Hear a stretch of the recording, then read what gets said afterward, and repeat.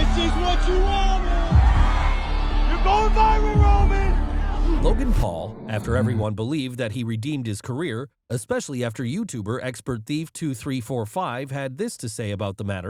Help Logan Paul get unbanned.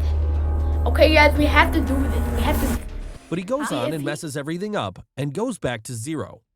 So what is CryptoZoo?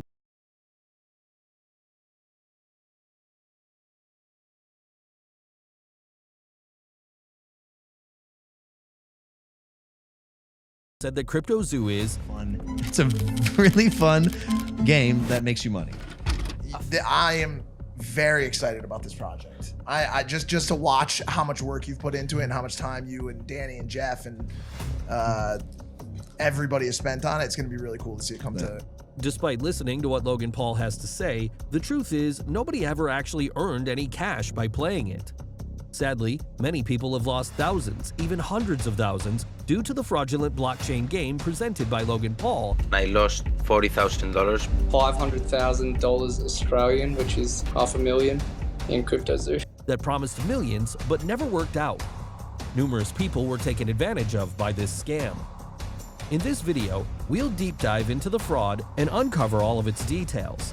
Make sure you don't miss out, so stick around to the very end. It's evident that Paul's CryptoZoo game is fraudulent. Despite claiming users could make money, he pocketed investors' funds and only offered them stock photos of animals as compensation. After an extensive investigation, a YouTube investigator known as Coffeezilla documented his findings in a 3-part series. He interviewed CryptoZoo's victim, Helicopter Bob, who had lost $7,000 to the investment scheme, and asked if he ever profited from their passive yield plan. Sadly, Bob replied that it never worked for him. Logan strongly values his fans and expresses appreciation for those who watch him, leading to the creation of a game based on this idea. It was first revealed through Logan's Impulsive podcast that he had been diligently creating an NFT project over several months in order to bring something new to the cryptocurrency world. With such dedication showing how much Logan cares about his supporters, it is no wonder why his game has become so popular. Surprisingly, a few months ago, Logan had ardently endorsed Dinkdoink coin, resulting in his followers investing heavily and subsequently losing a large amount of money. His fans trusted him implicitly as he branded himself an avid supporter of the coin, yet all their confidence was for naught. Here's the real scoop. Logan wasn't just acquainted with Dinkdoink through memes. He had an actual connection to this project, and what's more, he was its creator. This time around, Logan convinced his audience that CryptoZoo was a completely original idea of his own and sold it as nothing but a fun game that could make players money. CryptoZoo may not be the first NFT game fashioned on a play-to-earn model, but what set it apart is its handmade art component. The combination of these aspects, play and earn rewards alongside attractive artwork backed by big influencers, was irresistible. As a result, millions were poured into the new game even before launch. CryptoZoo eggs raked in $2.5 million within 24 hours solely due to trust-building marketing tactics. Prior to its launch, the Zoo token skyrocketed in value so much that it achieved an astonishing market capitalization of $2 billion. Now, you may be asking yourself why anyone would buy eggs and tokens for a game that hadn't even released yet. The answer is simple. Trust in Logan Paul as an influencer caused millions of dollars to pour into the project. Unfortunately, when cryptocurrency images were revealed, it was instantly clear that claims about handmade art had been misleading. Instead of being original pieces, they were simply Adobe stock photos pieced together. What was originally purported as Hatch Day by CryptoZoo proved to be a horrible deception. The assumption that users could hatch their eggs and gain ownership of the associated NFT animal turned out to be a mockery, with no real backing or means of claiming rewards. The core mechanic would allow players to create a passive income through these animals, but it has been woefully unrealized in over 1 year. It's still not working today. When individuals purchased CryptoZoo eggs with Ethereum, not only did the NFTs fail to yield any rewards for them, but they were unable to hatch those eggs either. Thusly, when people realized this was a worthless attempt, the worth of the zoo declined by an alarming rate, 63% in merely 24 hours.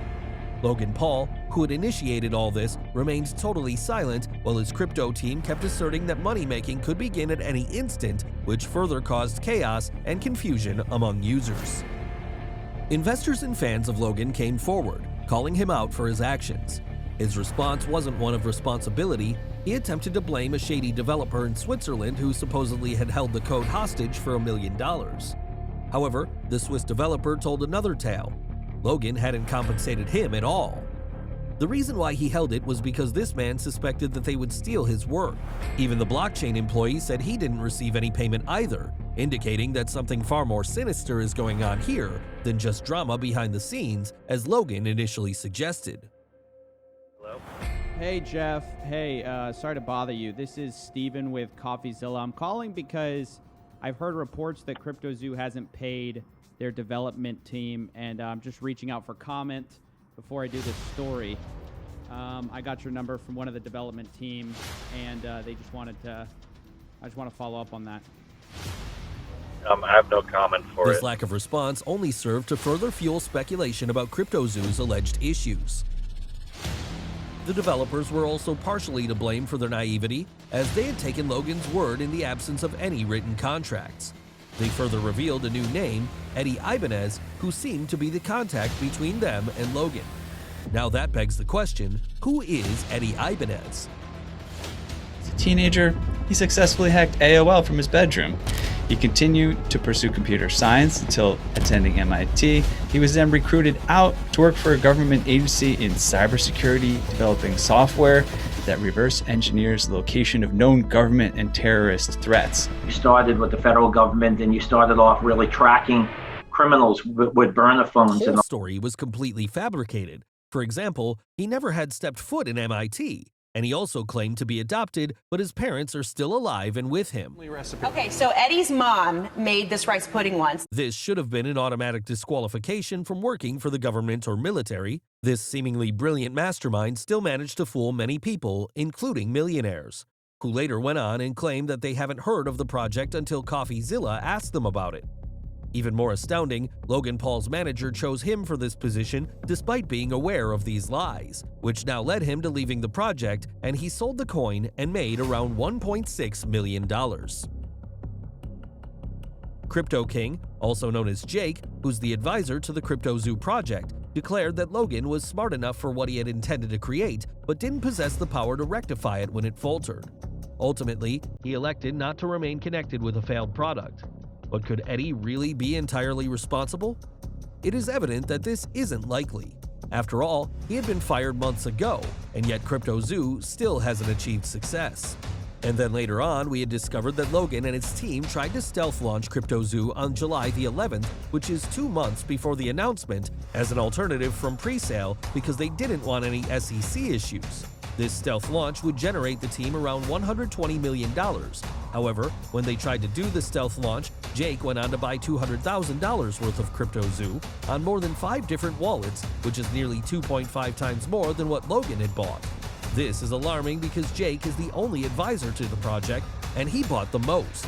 This led to the team only making around $40 million instead of the $120 they had projected.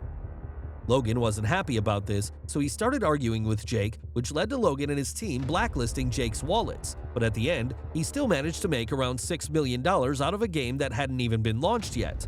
And he made himself sound like the victim when confronted by Coffeezilla.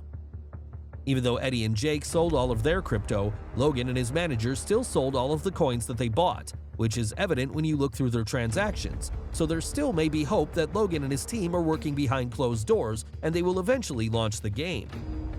However, it's unethical for someone like Logan Paul to still try to rug pull out of this and doesn't warn his loyal fans about what is going on. It's devastating to think that his fans poured their hard-earned money, time, and energy into this project, yet it quickly fails with no returns. Even though a year has passed since its launch, those who have invested millions of dollars still haven't seen any benefit from their investment, while Logan Paul's team profited immensely.